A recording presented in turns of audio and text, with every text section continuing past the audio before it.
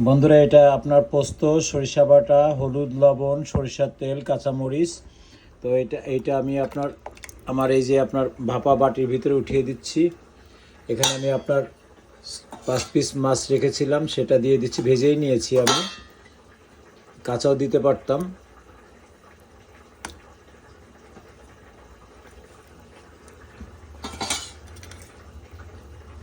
এটার আমি ভাপা করব না, এটা আমি আপনার একটু তেলটা দিয়ে দিচ্ছি এর ভিতরে। ভাপা করব না, একটু লবণ সব দিয়ে। বন্ধুরা, সময়ের স্বল্পতার জন্য আপনার ভিডিও করতে পারছি না। এটা হচ্ছে মুগের ডাল, আপনার ভেজে নিয়েছিলাম। তো আপনার সেদ্ধ করে আপনার ইলিশ মাছের মাথা দিয়ে আপনার এটা রান্না করছি। আপনার পেঁয়াজ রসুন দিব না, এটা আপনার এখন হলুদ লবণ দিয়ে আপনি একটু সেদ্ধ করে নিব। আর এদিকে ইলিশ মাছ ভেজে রেখেছি, আর এদিকে আপনার উস্তা। এবং বন্ধুরা, এটা আমার রান্না হয়ে গেলে একটু আমি জিরার গুঁড়া একটু ছিটিয়ে দিচ্ছি, বেশি দিব না। আর সব কিছু দিয়ে নিয়েছি, কোনো পেঁয়াজ রসুন না।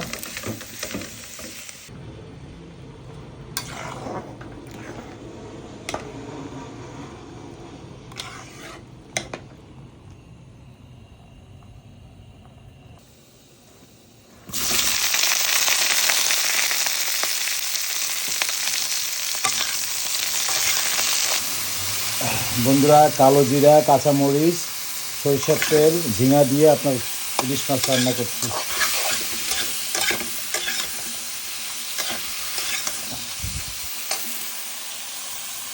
আর এদিকে আপনার মাসকলের ডাউল আপনার ইলিশ মাছের মাথা দিয়ে উঠিয়ে দিয়েছি। মুগের ডাল দিয়ে আপনার ইলিশ মাছের মাথা রান্না করা হয়ে গেল। আমি আপনার সরিষার তেল দিয়ে বাগার দিয়েছি।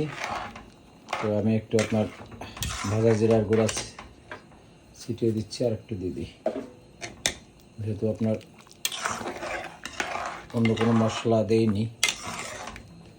বন্ধুরা, আমি চিচিঙ্গা দিয়ে আপনার ইলিশ মাছ ভেজে রান্না করছি। আমি মাছগুলো ছেড়ে দিচ্ছি।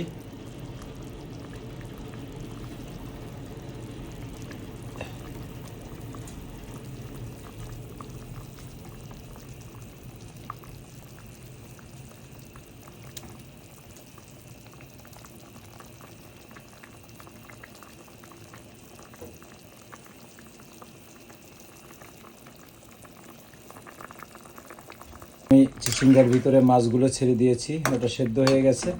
আমি 10 মিনিট পরে আপনার একটু সরিষার তেল এবং জিরার গুঁড়া দিয়ে নামিয়ে ফেলব। বন্ধুরা, আমার ঝিঙা দিয়ে আপনার ইলিশ মাছ রান্না করা হয়ে গেল। আমি একটু জিরার গুঁড়া দিয়ে নিচ্ছি, আর একটু সরিষার তেল দিব।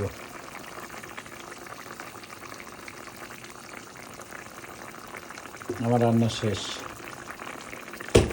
এটা রান্না শেষ। একটু ঝোলঝোলি করলাম। আর এদিকে আপনার পোস্ত আপনার দিয়ে আপনার উঠিয়ে দিয়েছি, একটু জাল হলে নামিয়ে ফেলবো, আমি একটু ঢেকে দিব।